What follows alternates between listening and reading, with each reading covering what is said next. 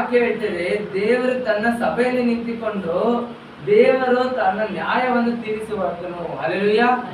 ಆತನ ಸಭೆಯಲ್ಲಿ ಆತನು ನಿಂತುಕೊಂಡು ನ್ಯಾಯವನ್ನು ತೀರಿಸುವಂತ ಯೋಗ್ಯನು. ಹಲ್ಲೆಲೂಯಾ. ಅದರ ವಾಕ್ಯ ಹೇಳುತ್ತೆ, ಆತನು ಬರುವಂತ ಕಾಲದಲ್ಲಿ ಆತನ ನ್ಯಾಯ ವಿಚಾರಣೆಯ ಸಮಯದಲ್ಲಿ ಆತನ ಮುಂದೆ ನಿಲ್ಲುವವರು ಒಬ್ಬರೂ ಇಲ್ಲ. ಹಲ್ಲೆಲೂಯಾ. ನಾವು ಕೀರ್ತನೆಯಲ್ಲಿ ನೋಡ್ತೀವಿ, ದೇವರು ಆಕಾಶದಿಂದ ಭೂಮಿನ ದೃಷ್ಟಿಸಿ ನೋಡಿ ನೀತಿವಂತನು ಒಬ್ಬನಾದರೂ ಇದಾನೋ ಅಂತ ನೋಡ್ತಾರಂತೆ. ಹಲ್ಲೆಲೂಯಾ. ಹಲ್ಲೆಲೂಯಾ. ನ್ಯಾಯ ವಿಚಾರಣೆಯಿಂದ ಒಳಗಾಗಿಸಲು ಅವರು ನೋಡ್ತಾರಂತೆ, ನೀತಿವಂತನ ಯಾರಾದ್ರೂ ಒಬ್ಬನಾದ್ರೂ ಇದಾರ. ಹಲ್ಲೆಲೂಯಾ. ಹಲ್ಲೆಲೂಯಾ. ನಮ್ಮ ಒಳಗಡೆ ಇರುವಂತ ಪವಿತ್ರಾತ್ಮನು ನಮ್ಗೆ ಏನ್ ಸಹಾಯ ಮಾಡ್ತಾರೆ?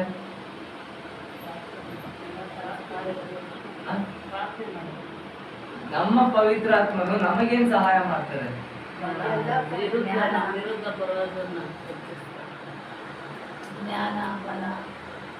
ಸೈತಾನ್ ಕಾರ್ಯಗಳನ್ನು ಎಚ್ಚರಿಸಿ ಹೇಳ್ತಾರೆ.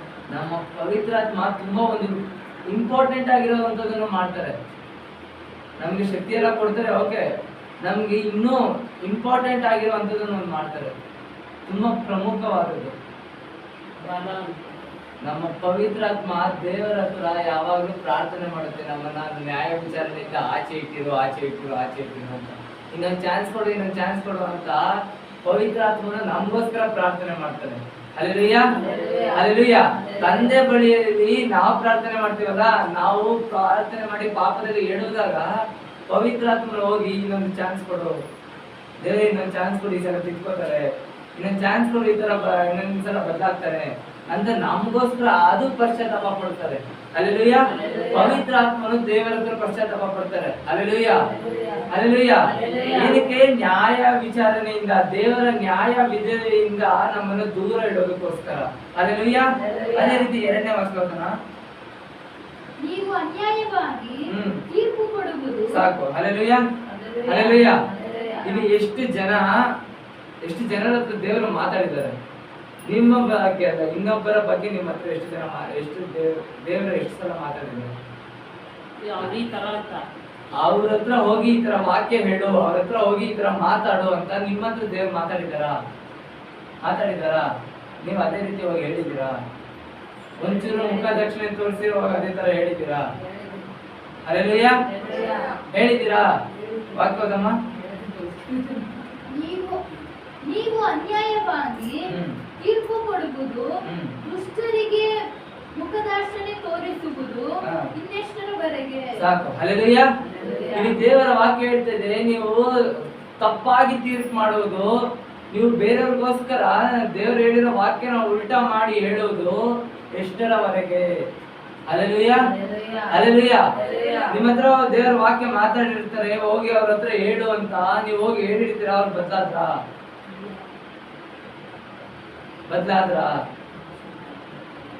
ಬದಲಾದ್ರೆ ದೇವರಿಗೆ ಸ್ತೋತ್ರ. ಬದಲಾಗಿಲ್ಲ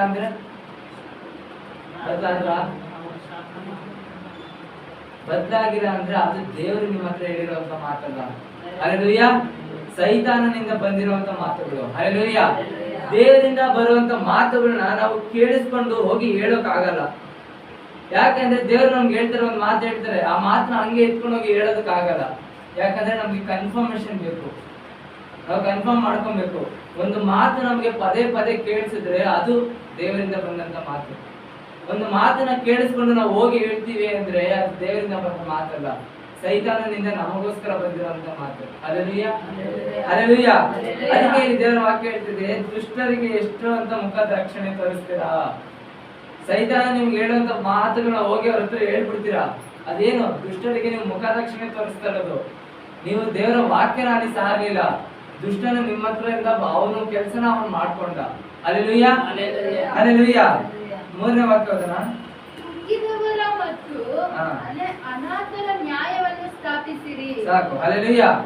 ಏನ್ ವಾಕ್ಯ ಹೇಳ್ತಿದೆ ಅಂದ್ರೆ, ಕುಗ್ಗಿ ಹೋದವರು ಮತ್ತೆ ಅನಾಥರು ಅಂದ್ರೆ ಏನು?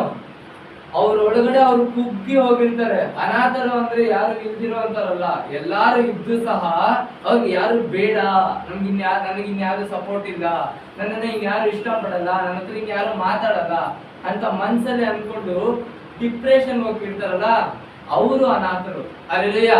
ಅವ್ರ ಬಗ್ಗೆ ಹೇಳ್ತಾ ಇರೋದು. ಅಂತ ಕುಗ್ಗೋಗಿರೋರ್ನ, ಅಂತ ಅನಾಥರನ್ನ ಹೋಗಿ ಸಂತೈಸಿ ಅವ್ರಿಗೆ ನ್ಯಾಯವನ್ನು ಸ್ಥಾಪಿಸಿರಿ. Hallelujah, hallelujah. ಹಾಗೆ ಕನ್ನಡದಮ್ಮ, ದುಃಖಿತರ ಮತ್ತು ದರಿದ್ರರ ನೀತಿಯನ್ನು ಉಳಿಸಿರಿ. ಸಾಕು. ಹಲ್ಲೆಲೂಯಾ. ಇಲ್ಲಿ ವಾಕ್ಯ ಹೇಳ್ತದೆ, ದುಃಖ ಪಡುವವರು ಮತ್ತು ದರಿದ್ರರ ನೀತಿಯನ್ನು ನೀವು ಸ್ಥಾಪಿಸಿರಿ. ಯಾರ ನೀತಿಯನ್ನು? ದರಿದ್ರರನ್ನು ಮತ್ತು ದುಃಖಿತರನ್ನು ಅವ್ರಿಗಿರುವಂತ ನ್ಯಾಯನ ನೀವು ಸ್ಥಾಪಿಸಿರಿ. ಅವ್ರಿಗೆ ಬೇಕಾಗಿರೋದನ್ನ ನೀವು ಅವ್ರಿಗೆ ಒದಗಿಸಿ ಕೊಡ್ರಿ. ಹಲ್ಲೆಲೂಯಾ. ನಾವೇನ್ ಹೇಳ್ತೀವಿ, ಅಯ್ಯೋ ನಾವೇ ದರಿದ್ರರು, ನಾವೇ ದೇವ್ರ ಹತ್ರ ಬೇಡ್ಕೊತಾ ಇರ್ತೀವಿ, ನಾವೋಗಿ ಇನ್ನೊಬ್ರಿಗೆ ಏನ್ ಮಾಡೋದು? ಹಲ್ಲೆಲೂಯಾ. ಎಷ್ಟೋ ಸಮಯ ನಾವೇ ಹಂಗೆ ಅನ್ಕೋತೀವಿ, ನಮ್ಮ ಹತ್ರನೇ ಏನು ಇಲ್ಲ, ನಾವೇನ್ ಇನ್ನೊಬ್ರು ಕೊಡೋದು? ನನಗೆ ಇನ್ನು ಸಾಕಾಗ್ತಾ ಇಲ್ಲ, ನಾನೇನ್ ಇನ್ನೊಬ್ರು ಕೊಡೋದು? Hallelujah, hallelujah. ಹನ್ನೆರಡು ಹತ್ರ ಇದ್ದಿದ್ದೆ 2 ಕಾಯಿನ್. ಹಲ್ಲೆಲೂಯಾ. ಅವ್ರಿಗೆ ಮುಂದಿನ ಊಟಕ್ಕೆ ಚಿಂತೆ ಇಲ್ಲ, ಅವ್ರ ಹತ್ರ 2 ಕಾಯಿನ್ ಹಾಕ್ಬಿಟ್ರೆ ಊಟ ಇಲ್ಲ. ಹಲ್ಲೆಲೂಯಾ. ಅವ್ರೇನ್ ಮಾಡಿದ್ರು? ಹೋಗಿ ಆಗ 2 ಕಾಣಿಕೆ ಎತ್ಕೊಂಡು ಹೋಗಿ ಕಾಣಿಕೆ ಪೆಟ್ಟಿಯಲ್ಲಿ ಹಾಕ್ಬಿಟ್ರು. ಆಗ ದೇವ್ರೇನಂದ್ರು, ನೀವು ಕೊಟ್ಟಿರೋಂತ ಎಲ್ಲಾ ಆಸ್ತಿ ಐಶ್ವರ್ಯಕ್ಕಿಂತ ಈಕೆ ಕೊಟ್ಟಿರೋಂತ 2 ಕಾಯಿನ್ ತುಂಬಾ ಶ್ರೇಷ್ಠ. Hallelujah, hallelujah. ಅದೇ ರೀತಿ ಹೇಳ್ತದೆ, ನಮ್ಮ ಹತ್ರ ಇಲ್ಲ ಅಂತ ನಾವ್ ಯಾವತ್ತೂ ಅನ್ಕೋಬಾರ್ದು. ನಮ್ಮ ಹತ್ರ ಇರೋದ್ರಲ್ಲೂ ಕೂಡ ನಾವು ಇನ್ನೊಬ್ಬರಿಗೆ ಕೊಡ್ಬೇಕು. Hallelujah, hallelujah. ದೇವರು ಮತ್ತಾಯದಲ್ಲಿ ಹೇಳ್ತಾರೆ, ಬೇಡುವವರೆಲ್ಲರಿಗೂ ಕೊಡು. ಹಲ್ಲೆಲೂಯಾ. ಅವ್ರು ಬಂದು ನಿನ್ನ ಹತ್ರ ಏನೇ ಕೇಳಿದ್ರು ಕೊಡು. ಅವನು ನಿನ್ನ ಮೇಲೆ ಅಂಗಿ ಮೇಲೆ ಇರೋ ಶರ್ಟ್ ನ ಕಿತ್ಕೊಂಡ್ರೆ ನಿನ್ನ ಒಳಗಡೆ ಇರೋದನ್ನು ಕೂಡ ಎತ್ತಿ ವಾಪಸ್ ಕೊಟ್ಬಿಡು. Hallelujah, hallelujah. ಒಬ್ಬನು ಬಂದು ನಿನ್ನ ಮುಂದೆ ಕೈ ಚಾಚಿ ಬೇಡಿದ್ರೆ ಅವನ ಕೈನ ಖಾಲಿ ಮಾತ್ರ ನೀನು ಯಾವತ್ತೂ ಕಲಿಸ್ಬೇಡ. ಹಲ್ಲೆಲೂಯಾ. ಏನಕ್ಕೆ ಹೇಳ್ತಾರೆ ಅಂದ್ರೆ, ಅವರ ನ್ಯಾಯವನ್ನು ನೀನು ತೀರಿಸು, ಅವರ ವಿಚಾರಣೆಯನ್ನು ನೀವು ತೀರಿಸು. Hallelujah, hallelujah. ಒಂದು ಸಲ ನಾವು ಈ ಕಥೆ ನಮ್ಮೆಲ್ಲರಿಗೂ ಗೊತ್ತಿರೋದೆ. ನಾವು ಏನೋ ಒಬ್ಬ ಸೇವಕ ಪ್ರತಿಯೊಂದು ದಿನ ಒಬ್ಬ ದೇವರ ಬಗ್ಗೆ ಒಬ್ಬರಿಗಾದ್ರೂ ಹೇಳ್ತಾ ಇದ್ರಂತೆ. Hallelujah, hallelujah. ಅವ್ರು ಒಬ್ಬರಿಗೆ ಹೇಳ್ತಾನೆ ಇದ್ರಂತೆ. ಆದ್ರೆ ಒಂದು ದಿನ ಯಾರು ಸಿಗ್ಲಿಲ್ಲ ಅಂತ ಹೇಳೋದಕ್ಕೆ, ಆಗ ಅವ್ರಿಗೋಸ್ಕರ ಯಾರು ಬಂದ್ರು? ದೇವ ದೂತರನ್ನ ಕಳಿಸ್ಕೊಟ್ರು. ಹಲ್ಲೆಲೂಯಾ. ಏನಕ್ಕೆ? ಅವನು ಕುಗ್ಗಿ ಹೋಗಿದ್ದ, ಅವನ ಮನಸ್ಸು ವೇದನೆಯಲ್ಲಿತ್ತು. ಅಯ್ಯೋ ನಾನು ಯಾರಿಗೂ ಏನು ಮಾಡ್ಲಿಲ್ವಲ್ಲ, ದೇವರ ಬಗ್ಗೆ ಯಾರಿಗೂ ಏನು ಹೇಳಿಲ್ವಲ್ಲ. ಅದೇ ರೀತಿ ದೇವರು ನಮ್ಮ ಹತ್ರ ದರಿದ್ರರ ರೂಪದಲ್ಲಿ ಒಬ್ಬರನ್ನ ಕಳಿಸ್ಕೊಡ್ತಾರೆ. ಹಲ್ಲೆಲೂಯಾ. ದೇವರು ಡೈರೆಕ್ಟ್ ಆಗಿ ಬರಲ್ಲ, ಒಬ್ಬ ದರಿದ್ರನ ಮೂಲಕ ಕಳಿಸ್ಕೊಡ್ತಾನೆ. ಇವನ ನ್ಯಾಯನ ಇವ್ರು ತೀರಿಸ್ತಾನ ನೋಡೋಣ ಅಂತ. ಅದೇ ನಮ್ಮ ಹತ್ರನೇ ನಿಮ್ಗೇನ್ ಕೊಡೋಣಪ್ಪ ಅಂತ ಕಳಿಸ್ಬಿಟ್ರೆ ಅವನ ನ್ಯಾಯನ ತೀರಲ್ಲ, ನಾವು ನ್ಯಾಯ ವಿಚಾರಣೆಗೆ ಒಳಗಾಗ್ತೀವಿ.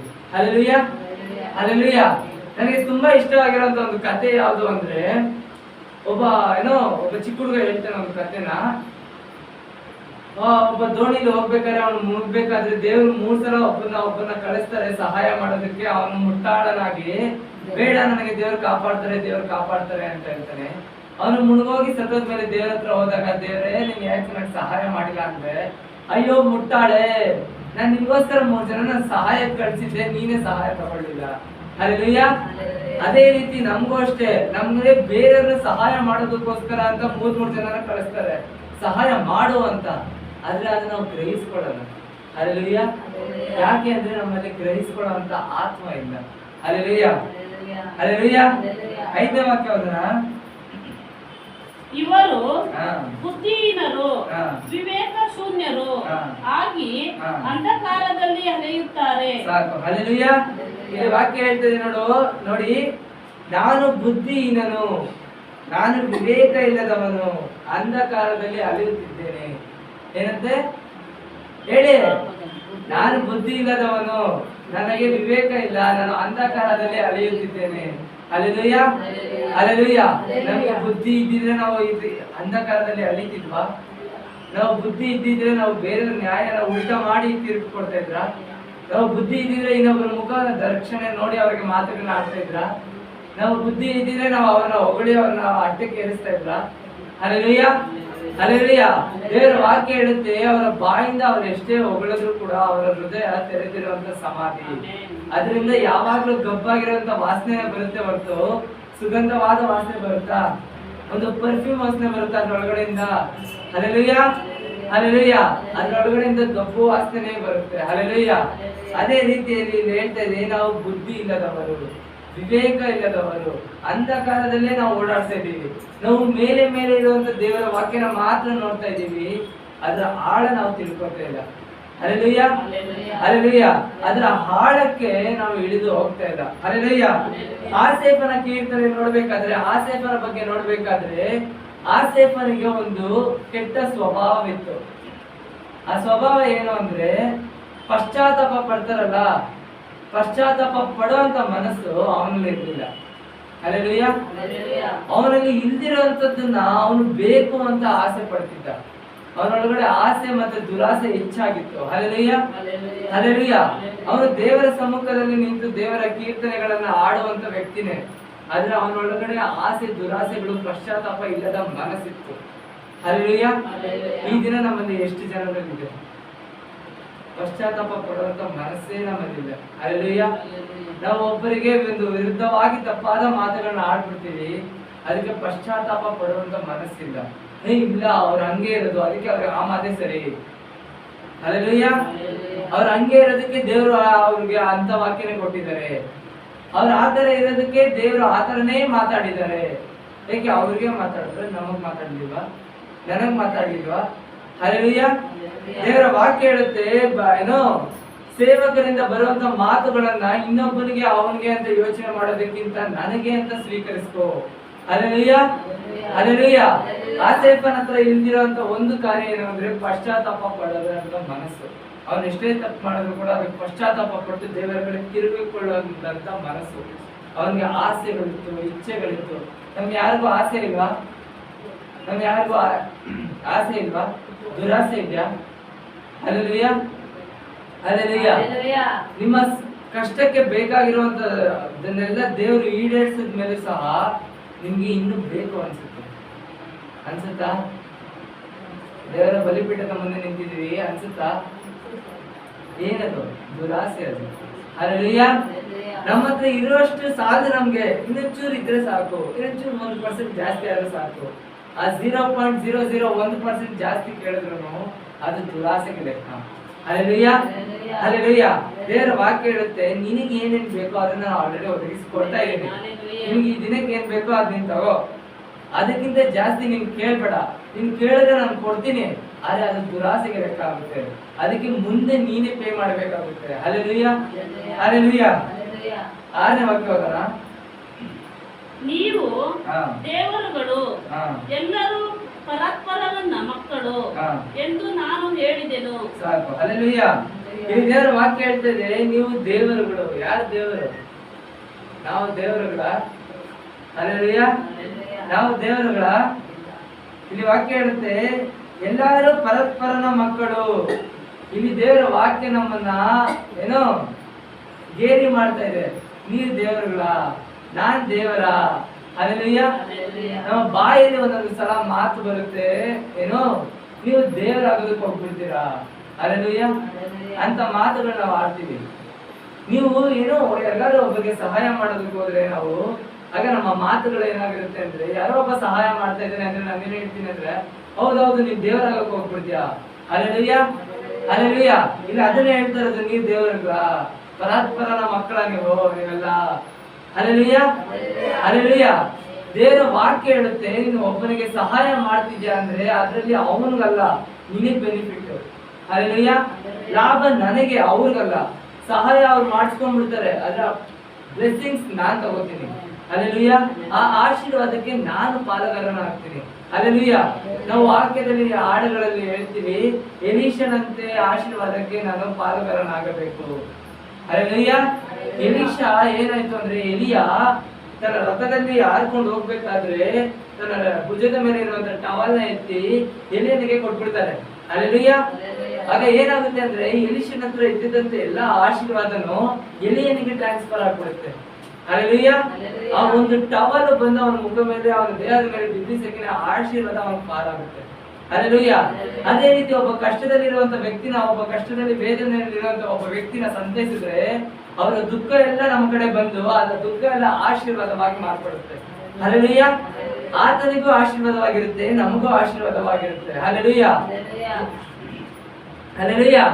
ಈಸಾಕನ ನೋಡ್ಬೇಕಾದ್ರೆ, ಈಸಾಕು ಯಾಕೋಬನ ಅಣ್ಣನಿಗೆ ಆಶೀರ್ವಾದ ಕೊಡ್ತಾನೆ. ಯಾಕೋಬನ್ಗೆ